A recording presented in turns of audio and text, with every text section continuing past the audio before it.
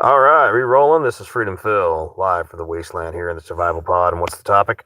Well, it seems like India got caught, and a lot of other countries got caught. And of course, everybody's kind of trying to blame America for these things. But the reality is that you guys were all skirting the actual so-called rule of law and the global order for ages. Now I just think things are out in the open. And a lot of people are butthurt that America isn't carrying your weight anymore. Yeah, Freedom Phil, like, subscribe. Let's get into it. Hey, turn up the video speed. And why do I say that? Because if I choose to upload this, you should watch it at 1.75. And just got to be real about it. Not a channel for kids. And I don't care if kids watch, but don't blame me if your kid regurgitates something they heard on my channel. You should be a decent parent and know what your kids are watching. And also, I flail and flog my viewers on a regular basis. And if you're some spurg in my chat, and by the way, if you're not subscribed, why are you even talking? Then, yeah, I'm going to use you for cannon fodder, just for entertainment.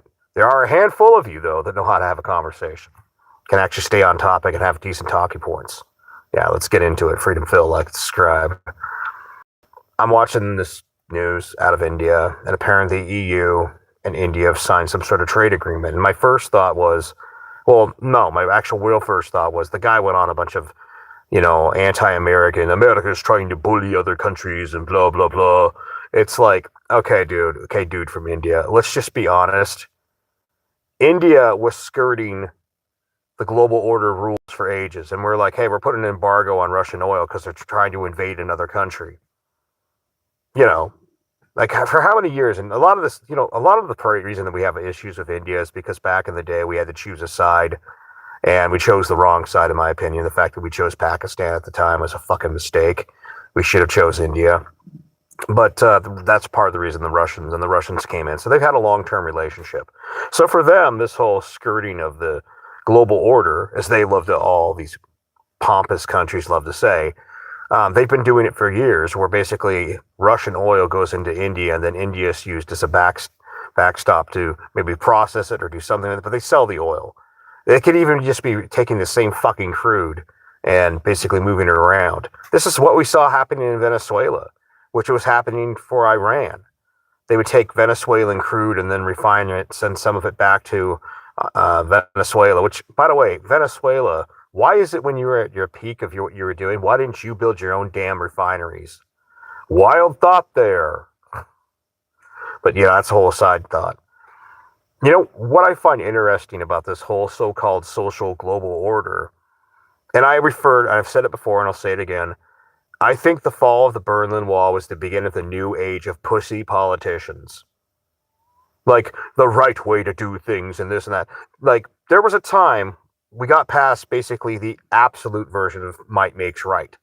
And one would argue that's partially because of nuclear weapons or weapons in general of mass destruction, because it's not just nukes. You could say chemical weapons, biological weapons.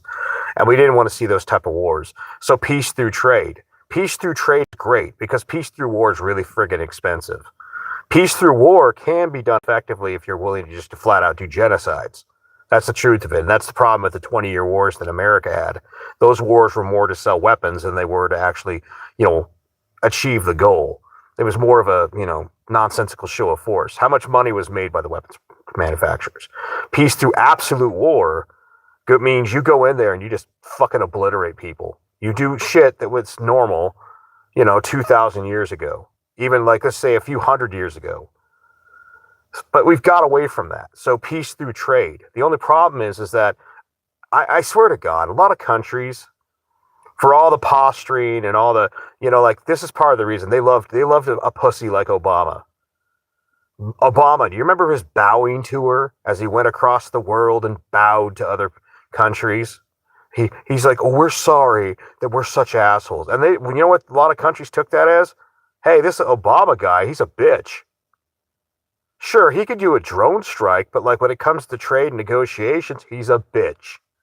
And then we get a guy in there, Trump, and he points out to NATO, well, hey, if we're paying for all this NATO stuff and protecting your country from the fear of Russian invasion, why is it you're buying oil and gas from Russia? Oh shit, they found out that, and by the way, their whole green scam over in Europe, we're going to get rid of nuclear. We're never going to use coal. Well, it's like, should have kept those nuclear plants around because let's be honest, now you're burning even more coal because you got caught. Now let's turn this around to where we get to India. Yes, there was a negotiation ages ago where, like I said before, India went with Russia because we chose, I think, Pakistan or something like that. And so what ends up happening is that we should have chose India. India was the better choice. Let's be honest. Osama bin Laden was in Pakistan. Pakistan is by no means a true ally or friend of America. The only reason that we didn't bulldoze over, Pakistan back in the day when we were over there in the desert wars was because they had nukes. It's a game changer. That's also why we don't want Iran to have nukes. You on topic there, brother? Oh, I don't think you are. So let's see what we do with you. Boom. Make another channel, bitch. I'm not even playing today. I was going to time you out, but I hit the wrong button. Can you imagine if I was like a dictator? Oops, I hit the death button. But for real, though, I'm just saying, like, India basically has been skirting the global order. And this is the thing about it. The old global order was basically premised on, hey, America protects all the oceans. America keeps, things like NATO going, keeps a lot of the world from blowing each other up. And America's supposed to pay for it all. Well, I'm just gonna say, man, if that's the global order, fuck that shit. America's finally picked up, it's finally took its balls off the shelf, somehow reattached them, and said, actually, we don't have to do that. And of course, this India dude in the news deal was doing the whole usual propaganda, and they're posturing to take Greenland. And you want to know why we want to take Greenland? It's not for the minerals. I mean, that's going to take anywhere from 100 to 200 years or more for that ice to melt. It's going to, or some serious science. It's for the trade routes. That's why we want them. And only a fucking moron doesn't understand that. We're not posturing to take parts of Greenland and secure to make sure that our military and our trade routes are secure. We're doing it because everyone else is going to use those trade routes. That's the future. You don't do things in a country for necessarily what you're getting today. Someone who actually truly cares about their nation is doing things for multiple generations. You understand that? This is a complicated topic for most of you common-borns, but much like the Louisiana Purchase seemed like a lot of money at the time, look at how much land we got because of the Louisiana Purchase. Our war with Mexico, or Spain, however you want to look at it, got us how much of the southern area? Have we not benefited greatly from that? Look at what we've done with what we have. Honestly, I don't think we went further. We should have went further south. Honestly, we should have made it to the Sea of Cortez. But a lot of people are like, well, why? That way we could have a seaport right there near Arizona. That fucking makes total sense. But the point of it is that, in fact, we should have taken the whole Baja. That should have been part of America. They're like, but why? It's like, what's the downside to having the Baja? How much better would the Baja be today if it was owned by America? I'm just saying. That's a whole aside point. You don't do what you're doing in the world for the immediate benefits of just, like, some benefits today are nice, but you're looking 10, 20 years, 50, 100 years down the road.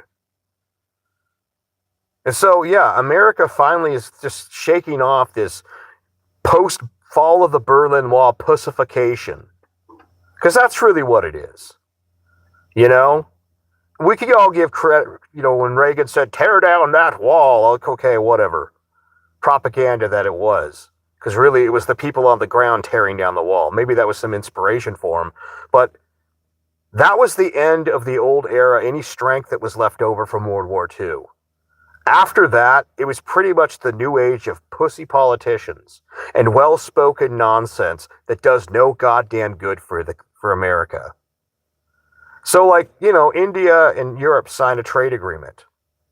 Cool. I'm interested to see how Europe's going to benefit from this. Cheap resources from India? Okay, so the pollution's in India. typical of Europe.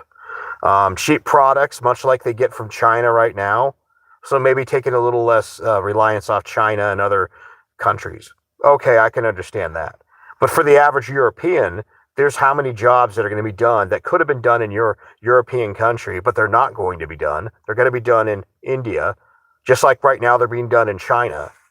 So what really changes for the average European? Maybe more options for cheap products. For India, this is great. It's going to help. It's going to help build up, India the same way China did with international trade. But where America fits into this, well, honestly, who knows? Maybe a lot of these trade agreements wouldn't have happened if it wasn't for the fact that America finally just said, hey, we all know you've been skirting the international law for years, the global order for years. And now America's just not playing the game the same way that you expect us to, which, let's be honest, what is that? Everybody expects America to pay the tab for a bunch of fucking freeloaders. So I'm glad that era is over. Peace.